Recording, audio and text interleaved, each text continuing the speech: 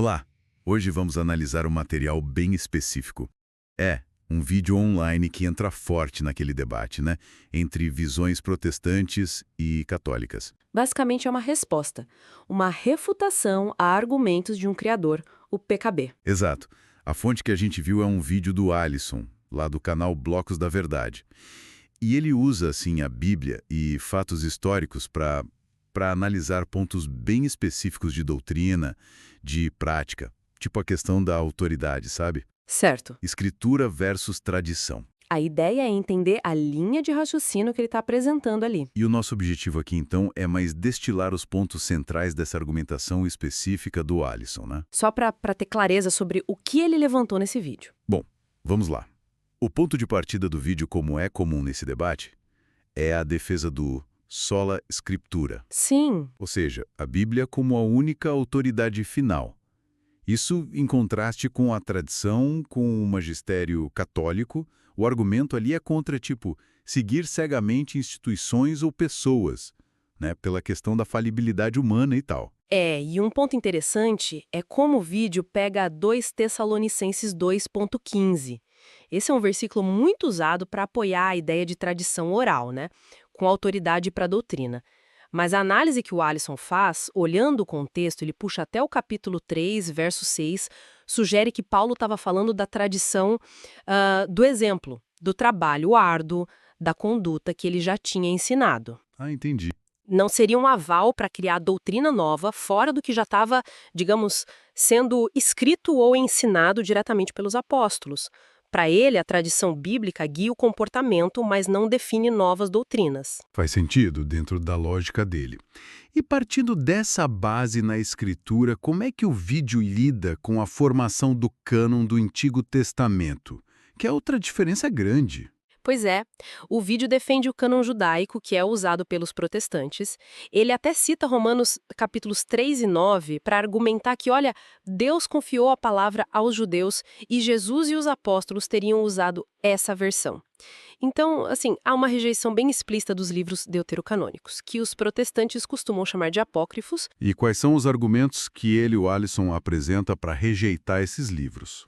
Ele junta alguns pontos. Na parte histórica, ele menciona que foram escritos num suposto período de silêncio dos profetas e que não foram aceitos por figuras judaicas importantes da época, tipo Flávio Josefo. Ah, Teologicamente, ele aponta que Jesus ou os apóstolos não citam esses livros como escritura e menciona também alguns pais da igreja, sabe? Escritores cristãos antigos, tipo Melito, Orígenes, Atanásio, que viam esses livros mais como históricos, bons para leitura, mas não para fundamentar a doutrina. certo. E, além disso, o vídeo levanta conteúdos nesses livros que, na visão dele, entrariam em conflito com o resto da Bíblia. Tipo o quê, por exemplo?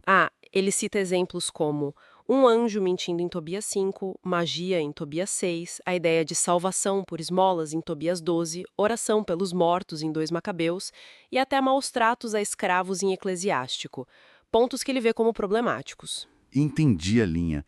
E, mudando um pouco, indo para a interpretação de textos específicos. Aquela passagem da mulher adúltera em João 8, que às vezes rola uma discussão se é original ou não. Sim, ele aborda isso. O Alisson contesta essa ideia de que seja uma adição tardia, baseada só em tradição oral. Ele argumenta citando pais da igreja importantes, como Jerônimo, Ambrósio, Agostinho, dizendo que eles conheciam a passagem, debatiam sobre ela. E isso, para ele, sugere autenticidade. Interessante. Ele até levanta uma hipótese de que talvez ela tenha sido omitida em algumas cópias antigas por medo, sabe? Medo de que a mensagem de perdão fosse mal interpretada, tipo, dando brecha para pecar. Faz sentido como argumento. E sobre práticas, imagens, santos, esse é sempre um ponto delicado, né? Sempre.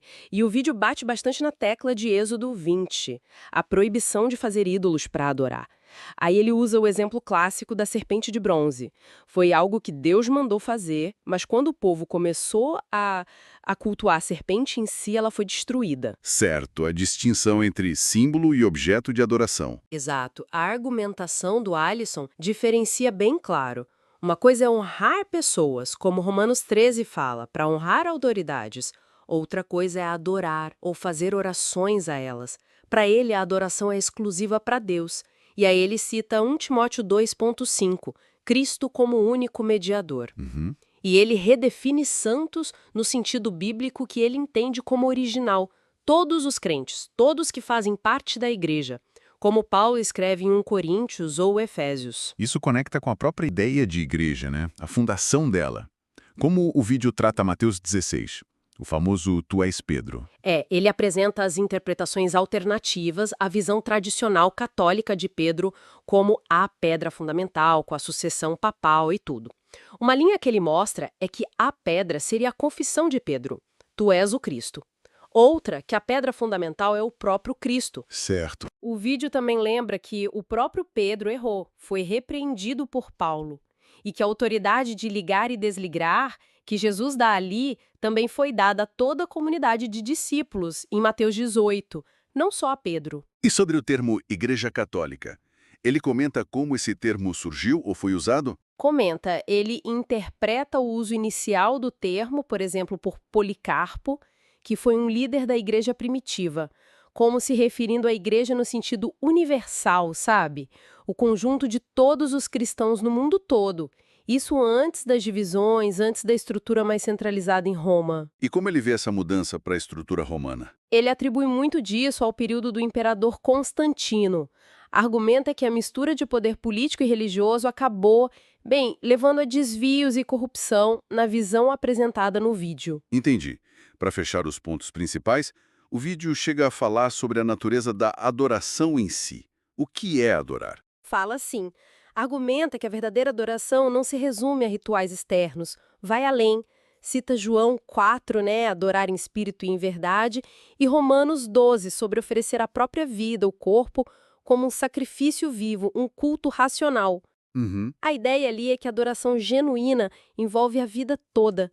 Viver para Deus com sinceridade, não só momentos específicos de culto. Então tá.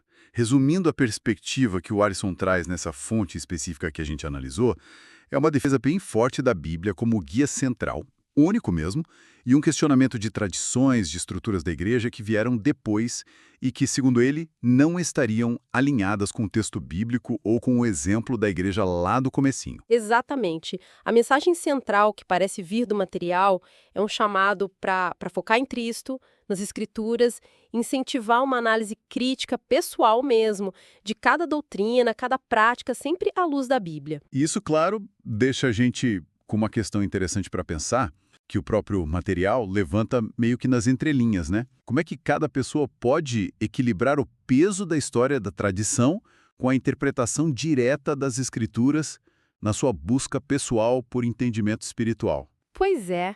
Fica aí a reflexão. Até a nossa próxima análise.